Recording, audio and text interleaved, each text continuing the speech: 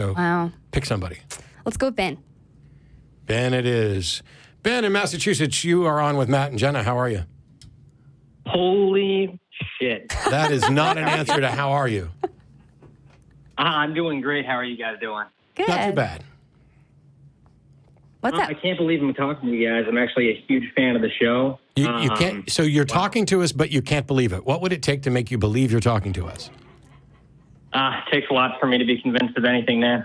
Cool. And yet it Thank says you so here much you're for a having me theist. on the show. I consider myself a theist. Okay. Hold on one second. I'm just going to get you in a quieter place because I didn't know where I was in the queue or if I was even going to come in. So just some background on me. Mm-hmm. Actually raised by Bible-thumping fundamentalist Protestant nut jobs. I love my parents, but my God, no pun intended, they were and are totally irrational and brainwashed by religion. So, up to this point, you and I are the same person. Right. Actually, I do have a very similar story to you, Matt. However, after becoming an atheist, which I was for a long time, pretty much as soon as I became an atheist, I didn't want to throw the baby out with the bathwater. So I divulged into spiritual pursuits, but from a strictly secular standpoint. I didn't use any chemical substances, and I believed actually full well at the time that all of those experiences were purely psychological, regardless the intensity or outcome of those experiences themselves. And to this day, I still don't believe in the supernatural per se. Okay, now Ben, I got to stop you there. So you were raised a fundamentalist, then you were an atheist for a while, and now you're a theist, but you don't believe any supernatural stuff. There's a level of confusion here that we kind of need to parse through. Absolutely. So I'm a bit long-winded, so I apologize. I truly do believe that any conception of God, which a rational atheist could not conceive existing, most certainly does not exist. And that would be correct to disbelieve. You have no idea how much it took for me to be convinced of anything, but to be honest with you, even being convinced, I'm fully aware that I could be dead wrong, and I'm willing to be wrong in a second. What are you convinced of? So I now have a very nuanced, poetic, or allegorical view on my Christianity, but I do consider myself a Christian again. I can't stand speaking with other Christians, and it's hard because if you take any of this stuff literally, well, it's factually total nonsense. Well, hold on. Do you believe in the Christian God? It depends on what you mean by that. See, the Bible was written by human beings, but it was informed by cultural symbols and myths passed down. So applied through those spiritual experiences people were having, I don't believe that, no God, if any God exists, that has ever come down directly to man to reveal hidden truths about the unknown. So you don't believe that Jesus was a disciple or a prophet? I don't believe or disbelieve. Christ might not have even existed. I think he did exist, but I don't think that any of this stuff is literal. So what? I don't understand why you call yourself a Christian then. There are 1,000,001 problems with Christians in the Bible itself, and when taken literally, as I've said before, I became an atheist. It makes me sick when taken literally. But the reason I'd consider myself a Christian, and this is why it's so nuanced, is I adhere to a purely allegorical likening to the stories told, and believe they're true in a similar way. Are you like a Jordan Peterson fan? I think he's wrong about a lot of things. Me too. I actually did watch the debate you had with him, and he said some shit to you that was like, no. He said, oh, well, you actually believe in God because you're saying that you have this Western values or Western view, and that because Christianity informed the way that we now come to believe in secular morality, that you Ben, are actually Christian. And I don't think that's true. I think that's bullshit. Ben, so there are things that I believe that are that I accept that are potentially useful, that I would consider metaphor or allegory, but I don't. I don't consider so those things aren't true. And so if you said, oh, I couldn't even be a cultural Christian. I certainly couldn't be an allegorical or metaphorical Christian. But you went from theist to atheist to back to identifying as a Christian, yet don't believe any of it literally. And we still haven't gotten an answer to Jen's question. Jenna's question was, what do you believe? And I would like to know why. And if we can keep that as to the point and narrow as possible, it'll help us because there's a bunch of other callers too.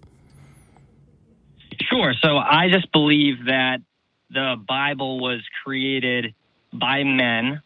God is clearly, the idea of God anyway in Christianity is an aggrandized version of man that humankind created in his or her own likeness to better understand him or herself.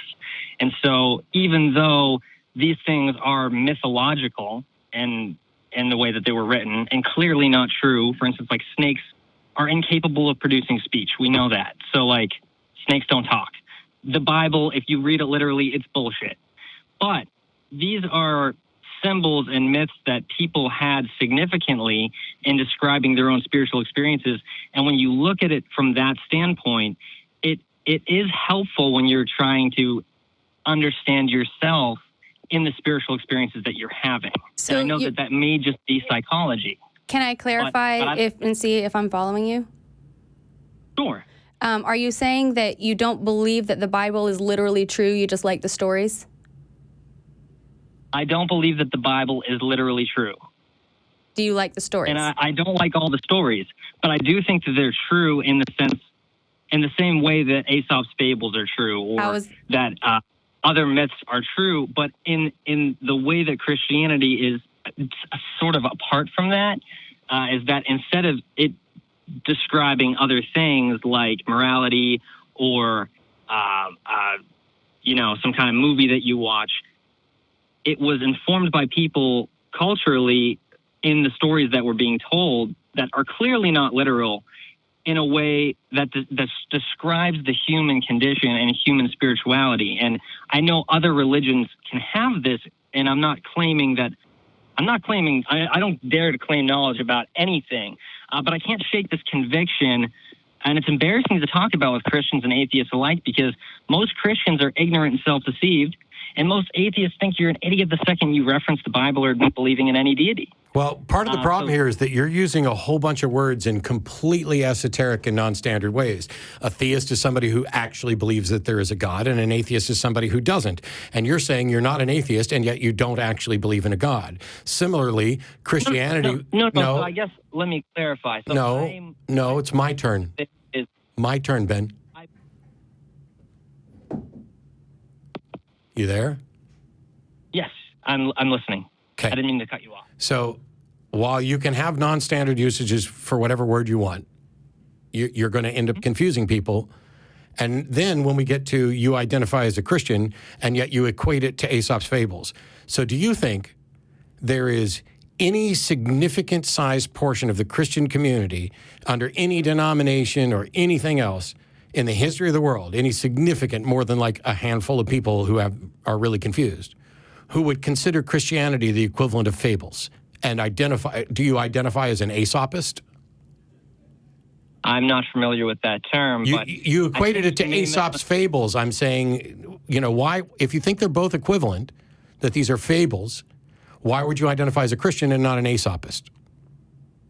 That's a great question. So, just to clarify, I do believe in a God.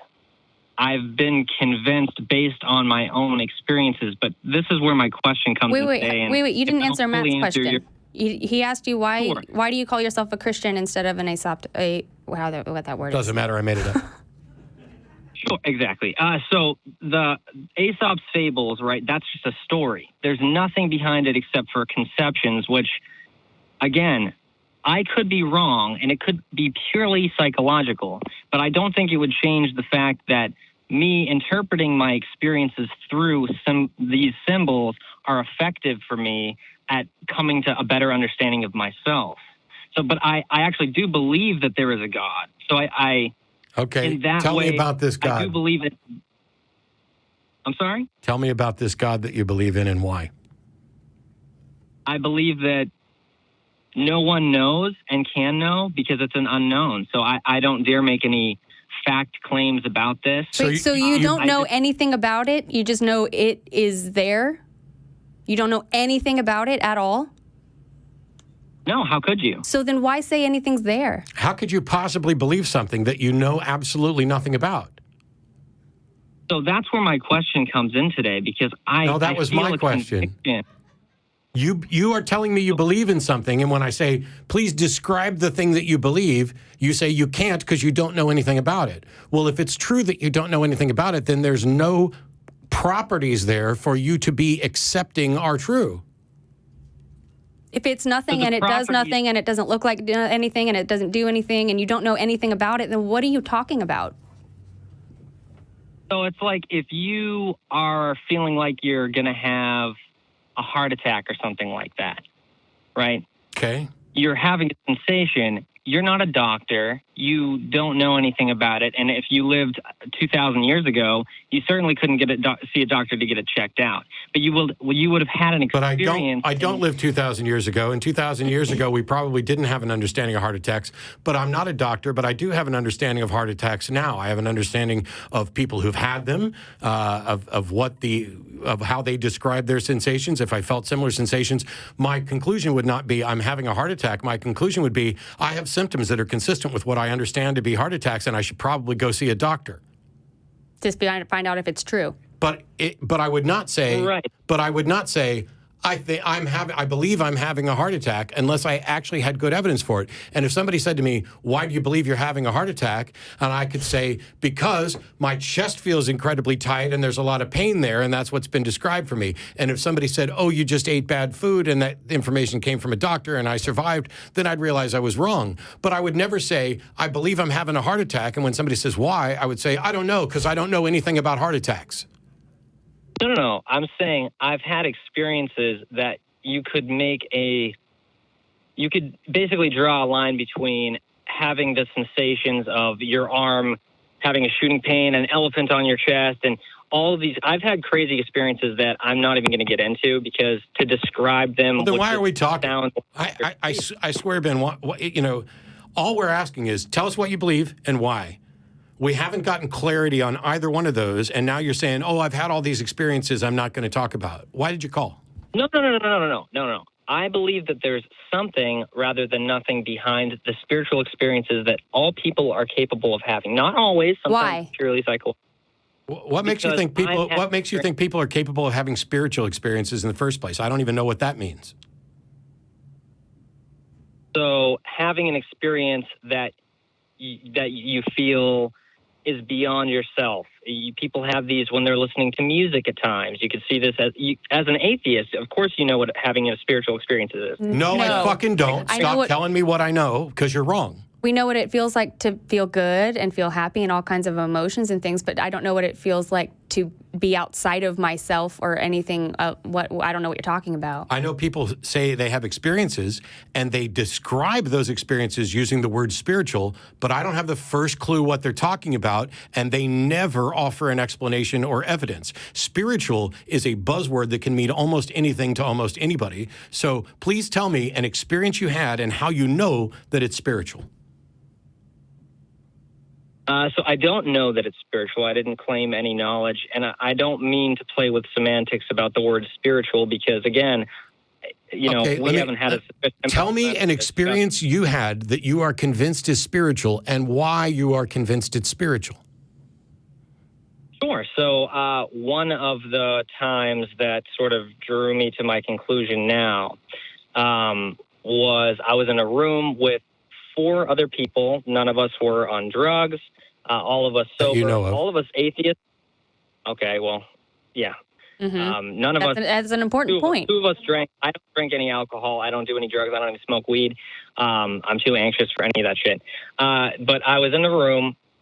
Everybody, no one is psychologically damaged. We're all committed. That you know of. Okay, well, sure. I'll give you that. But some shit went down that had followed my pursuit from a secular standpoint of having these experiences that I believed were psychological experiences. But they're okay. I don't know what you mean by some shit went down. Can we just get to the thing and why?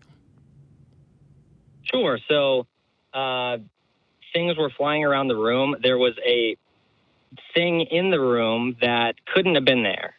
And so wait. I swear I'm getting ready to hang up. There was a thing in the room that couldn't have been there. Can you elaborate, please? Yeah, and that came after you said there were things flying around. Yeah, let's start. I want to start with that. Let's get some fucking specifics here. Basically, something happened that could not have happened. That's not, How do you something know? happened is not fucking hold on. specific. Why is this so hard, Ben? If you don't even know what happened, like you literally admit, hold on. If you're literally admitting that you don't know what happened, I didn't. hold on, I'm asking you a question. Then how do you get to, I know that that couldn't have happened? Because so far your evidence is showing that whatever did happen, did. That's all the evidence that you have. So I'm confused. Do you see why I'm confused? Are you there? He hung up. Okay. All right. Well, Here's some tips. I realize, particularly people who believe something that we don't, you're on the defensive when you call in, and we're going to ask the questions, and some people are more nervous than others about what potential questions they're going to get asked. I swear, we're not trying to trick you. When I say, tell me what it is that you believe and why, and you get nowhere near it, that's a problem. And when I ask for specifics, and you're like, okay, so here were the specifics. It was him and 4 people in the room, or maybe 4 people, including him in the room. And none of them had any mental defects as far as he knows. None of them were on any drugs as far as he knows. And so those are kind of specific. There are 4 people in the room. And then when he gets to the actual event, it is things were flying around and something happened that couldn't have happened. You can't possibly think that an explanation like that with vagaries should convince anybody, let alone you. Things flew around. You know what? I was in a room with hundreds of people in July, and things were flying around. Now, I'm sure some people there were drunk. I was not. I was actually working the video. It was a magic convention, so I begin with the assumption that somebody there was manipulating it so that things flew around. If this had happened in a living room, I probably wouldn't begin there, except that just the other day in my living room, and there's somebody on the other side of the back wall back there who could come in and verify this, a table floated around my living room with no apparent means of support. It's one of the most magical things you'd ever see. Now, I would never, and nobody in the room would have used that as an example of supernatural. They know I'm doing some kind of magic trick, or that's what they're convinced of, because secretly I have all the supernatural powers. But if I were to describe that to somebody, if the person that I did the trick for were to describe it to somebody, and they said, tell me what happens, she'd say, he made a table float right in front of me, right in the middle of the living room, while I was holding on to the thing. I'm able to look underneath it. There's no wires. I don't know. There's no way she would go, we were at Matt's house and things started happening.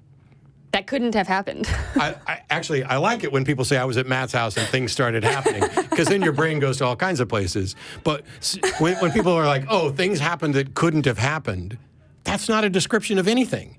And so Ben is in this space where he might be using theist wrong, he might be using atheist wrong. He's definitely using Christian in one of the most unorthodox fashions I'd ever. Wants to equate things to fables, but actually believes in a God, and it's because some things happened. If something happened, tell us what that was, and then how you got from the experience to your explanation for that experience. That process of getting from I experienced X to this is my best explanation for X is all we need. Because without that, we can do nothing. Without that, I now have to, like if I was to write my memoirs today, this one time this guy called in and told me that he was in a room with people and things happened and something happened that couldn't have happened. And now I believe him. Among things that could not happen is me becoming convinced because somebody said things happened. Yeah.